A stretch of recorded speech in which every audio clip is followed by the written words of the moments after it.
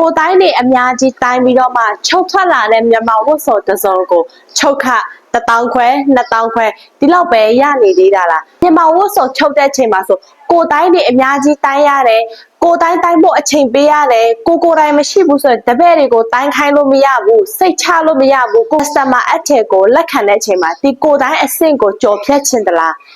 ကိုမရှိလဲပဲကိုယ့်တပည့်တွေကိုအထည်လက်ခံလို့ရအောင်နှုတ်ချင်သလားမြန်မာဝတ်ဆောင်ဟာ fitting ဖြစ်တဲ့အတွက်ကြောင့်မလို့ကိုတိုင်းတွေကအရန်ကိုအရေးကြီးတယ်တစ်ဆင့်ချင်းစီတိုင်းရတယ်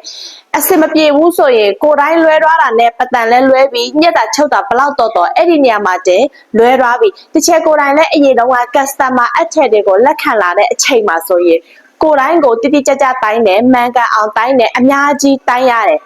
အချိန်ပေးရတယ်ကိုတိုင်းအတွက်ကိုမရှိဘူးဆိုရင်ကိုယ့်ရဲ့တပည့်တွေကိုတိုင်းခိုင်းလို့လည်းမရဘူးသူတို့တိုင်းတာမာတော့တယ်ဆိုရင်ကိုချုပ်တာကအဆင်မပြေဘူးဒီလိုမျိုးပြဿနာတွေကိုကြုံတွေ့ခဲ့ဖူးပါတယ်အခုချိန်ကတော့တချို့တို့ခင်မိသွားပြီကိုတိုင်းနေအများကြီးမလိုအပ်တော့ဘူး customer တယောက်ကိုအထည်လက်ခံမယ်ဆိုရင်လည်းကိုတိုင်းဆရာမလိုပဲနဲ့သူ့ရဲ့ရင်အတိုင်းခါအတိုင်းတည်ုံနဲ့မြန်မာဝတ်စုံတွေကိုလည်းလက်ခံချုပ်လို့ရနေပါပြီတမျိုးနဲ့တမျိုး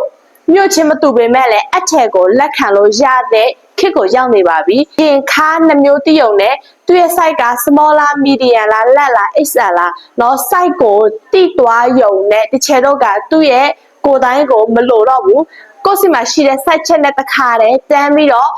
ပတ်တန်ပုံဖော်ညက်မယ်ချုပ်မယ်ဆိုတဲ့အဆင့်ကိုမြင်ဆန်သွားယုံမယ်ဒီလိုမျိုးအဆင့်ကကောင်းကျိုးတွေဘာတွေရှိလဲဆိုတော့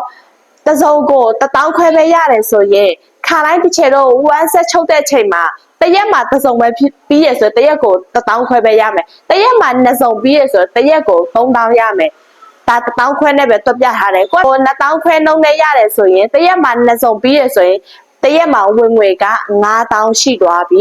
လွယ်ကူမြန်ဆန်တဲ့နီးနဲ့ကိုယ့်ရဲ့ဝင်ငွေကိုဒီထက်ပိုတိုးအောင်လုပ်တင်တယ်လို့တစ်ချက်ကအကြံပေးချင်ပါတယ်